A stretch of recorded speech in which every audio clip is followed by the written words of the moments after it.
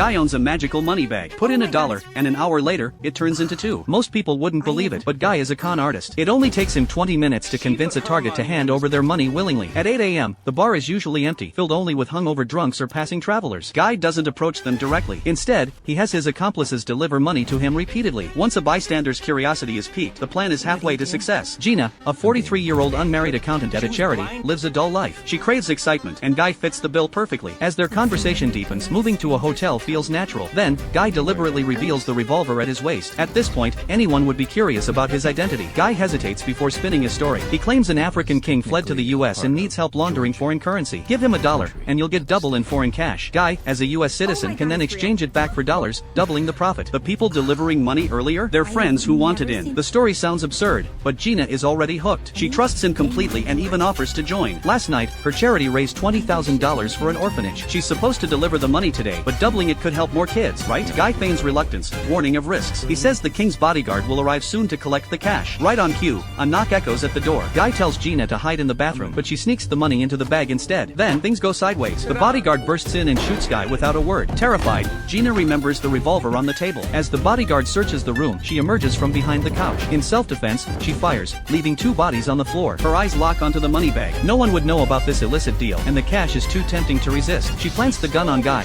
staging a mutual kill. But she doesn't realize this is the scam's final twist. The bodyguard is Guy's accomplice, and the bullets were blanks. The bag was swapped while she hid, now it's just stuffed with old newspapers. Guy's team operates by 3 rules, ensuring loyalty. They reinvest their last scam's earnings into the next target setup. No payout until the current con succeeds. Guy prides himself on his lies, but he meets Charlie, who can see through them. Impressed, Guy offers him a spot on the team. He claims they only scam the guilty, calling it a social service. Charlie detects no lie and considers joining. However, Guy belittles Manny, the bodyguard actor, calling him replaceable. Manny shrugs it off. They've worked together for 6 years, and Guy always pays. He trusts Guy's genius, though he's dreamed of running his own scam. Charlie comforts him before leaving to think things over. Outside, rain pours as Charlie grabs something to shield himself. A slip of paper falls from his bag, a $20,000 bank receipt from the National Orphan Fund. Guy would never donate. A quick search reveals Gina's scam and her subsequent suicide. Charlie confronts Guy. You said you only target the guilty. Explain this. Guy is stunned but insists Gina was no saint. She came to a bar at 8 a.m., flirted with a stranger, and gambled charity money for thrills. She ignored every red flag, the gun, the cash, the absurd story. Guy barely had to nudge her. Charlie isn't convinced. Gina was just vulnerable, and Guy exploited her. He demands the money be returned, or he'll call the police. As they argue, Manny rushes in. There's a big score at the hotel. Guy taunts Charlie, call the cops, and the orphanage gets nothing. Help me, and you'll take home $20,000. Charlie agrees. The scam mirrors the last one, but his lie detecting skills give Guy an edge. The mark, Robin, is a gambler who jumps at doubling his money. He promises to bring $400,000. Guy is thrilled, but Charlie grows uneasy. Robin returns with the cash and a hidden gun. When Manny storms in as the bodyguard,